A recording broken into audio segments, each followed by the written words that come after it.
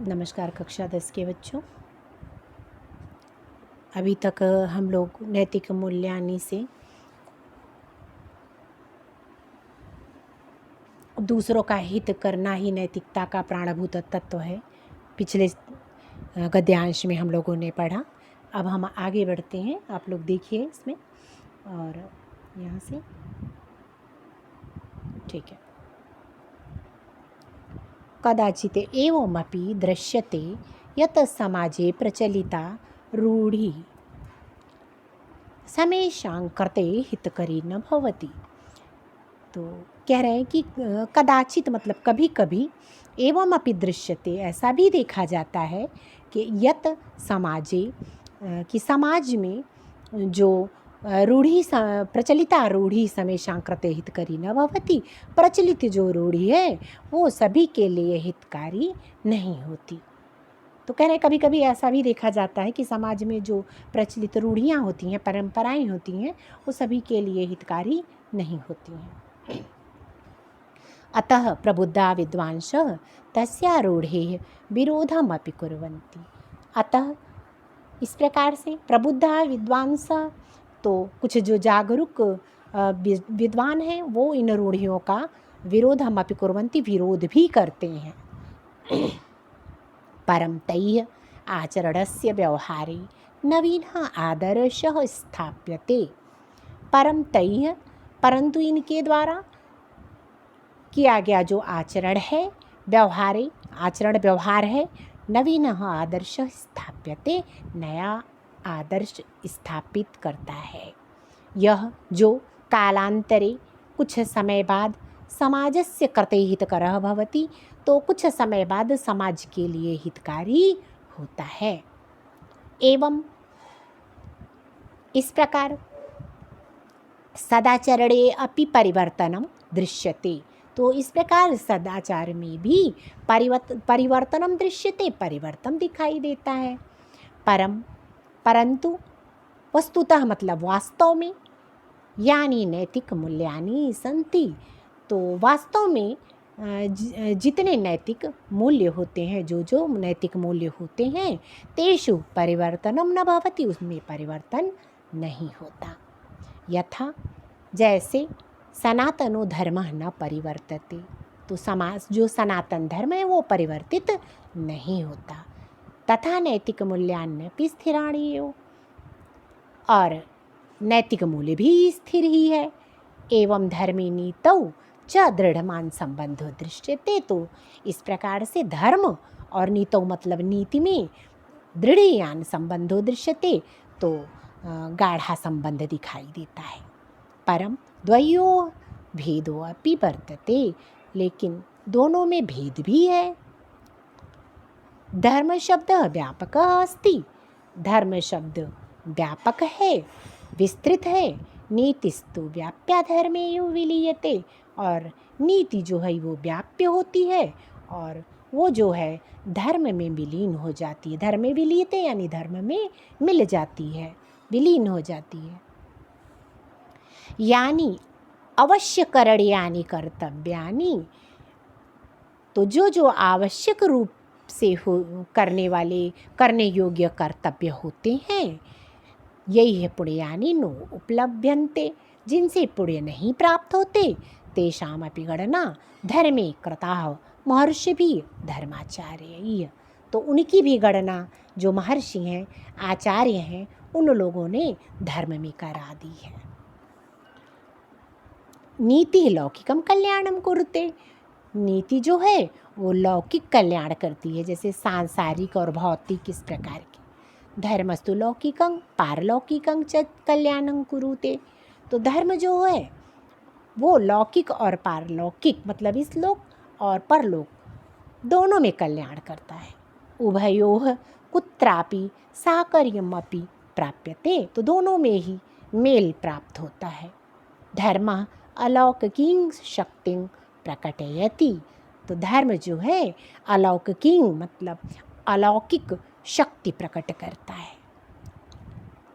सह मुक्तेः मार्गमपि प्रशस्तं करोति, धर्म जो है वह मुक्ति का मार्ग भी प्रशस्त करता है। मार्ग दिखाता है। परलोकम अपि प्रदर्शयति कल्पयति च, परलोक को दिखाता है और उस कल्पयति मतलब उसकी कल्पना भी कराता है। नीति लौकिकं हितं साधयति, नीति जो है वो लौकिक हित को पूरा करती है। परम नीति धर्मयोः साहचर्यं सर्वैरेव स्वीक्रियते, परम लेकिन जो है नीति और धर्म जो है उसका जो साहचर्य है उसको सभी लोग स्वीकार करते हैं।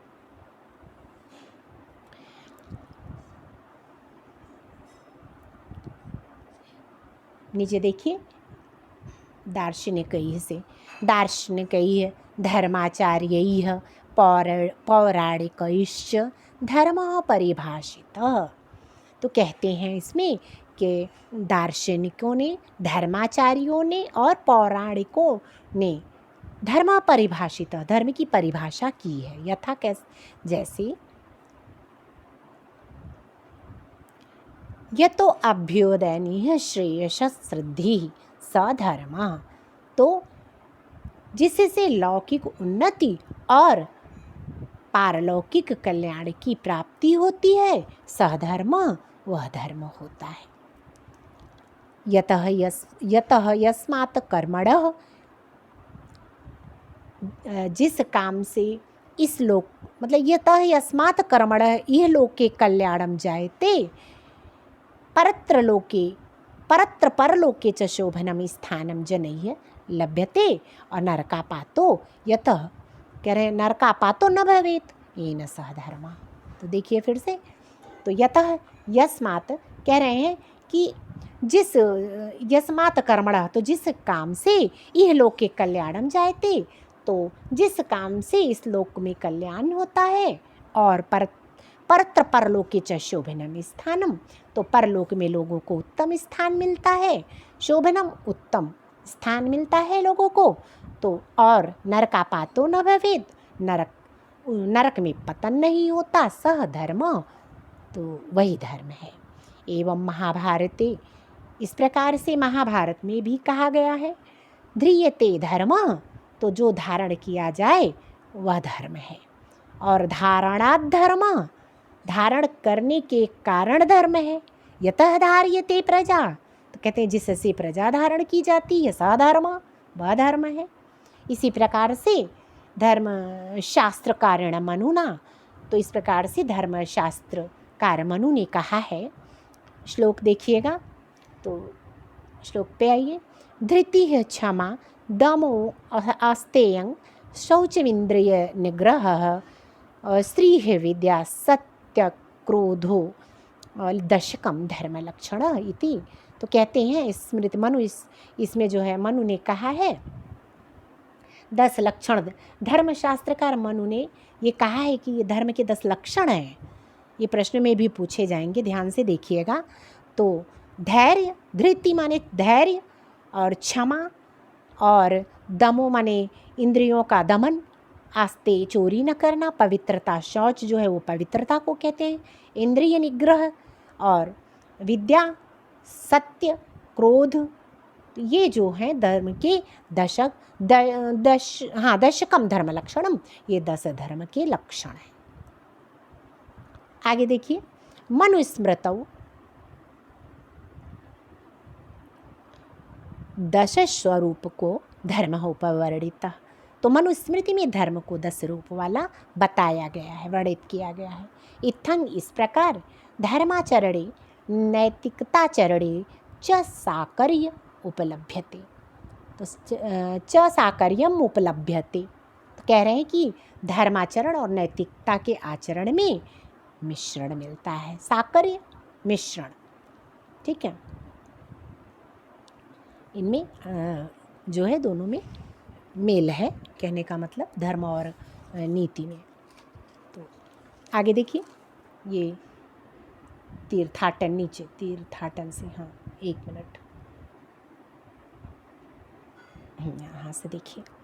तीर्थाटनम पावनासु नदीषु स्नानम, यजनम याजनम गुरुसेवा, मातृपितृसेवा, संध्यावंदनम, संध्यावंदनम षोडश संस्काराः इति मुख्य रूपेण धर्मपद वाच्या। फिर से देखिए बच्चों, तो कह रहे हैं तीर्थाटनम, तो तीर्थ यात्रा, पावनासु नदीसु स्नानम, पावन नदियों में स्नान, और यजनम याजनम, यज्ञ करना, यज्ञ कराना, और गुरु सेवा, माता पिता सेवा, मातृपितृ सेवा, माता पिता सेवा, संध्या वंदन।